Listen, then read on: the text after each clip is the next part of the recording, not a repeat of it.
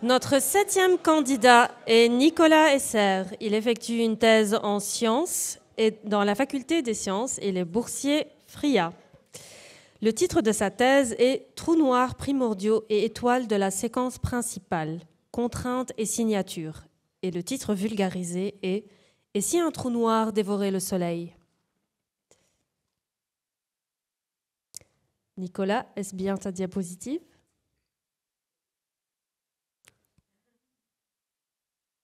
Allô ? Ouais. C'est mieux. Oui, c'est bien ma diapositive. Est-ce que tu es prêt ? Je suis prêt.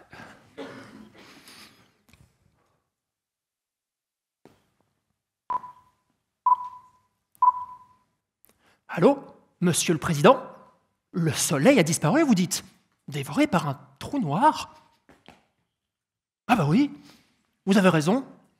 Mon avis d'astrophysicien ? Bon, c'est l'apocalypse, hein ? Ou peut-être pas. En vous souhaitant une bonne journée ?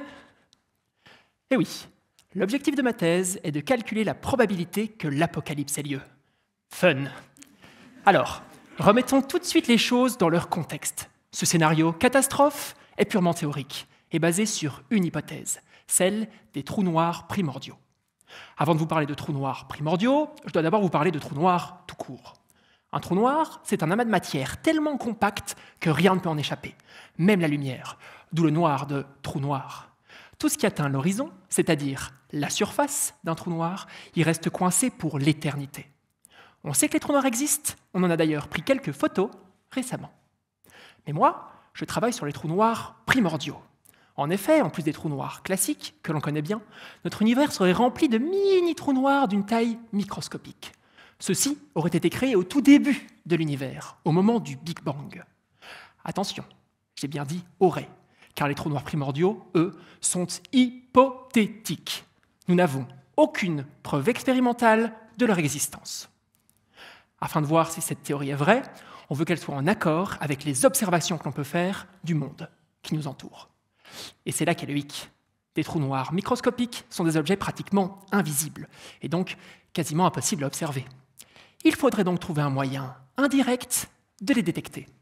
C'est alors que le Soleil, ou plutôt son absence, entre en jeu. Rappelez-vous, tout ce qui rentre dans un trou noir ne peut pas en sortir. Les trous noirs aspirent donc tout ce qui les entoure, c'est ce qu'on appelle l'accrétion. Maintenant imaginez, que se passerait-il si par hasard un trou noir primordial entrait en collision avec le Soleil ?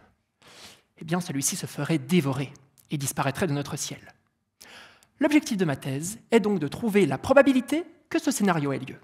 Grâce à celle-ci, on pourra utiliser l'existence même du Soleil comme un test indirect de la théorie des trous noirs primordiaux. Après des semaines de calculs, de simulations informatiques et beaucoup trop de café, j'ai finalement obtenu cette probabilité. Et rassurez-vous, pour le Soleil, elle est infime. Ouf. Par contre, il existe beaucoup d'autres étoiles pour lesquelles la probabilité de destruction par un trou noir primordial est très élevée. En comparant les résultats de mes calculs avec les observations de nos nombreux télescopes, on va donc pouvoir en apprendre plus sur l'existence ou non de ces mystérieux objets. Allô, Monsieur le Président ? Oui, rassurez-vous, j'ai fait le calcul.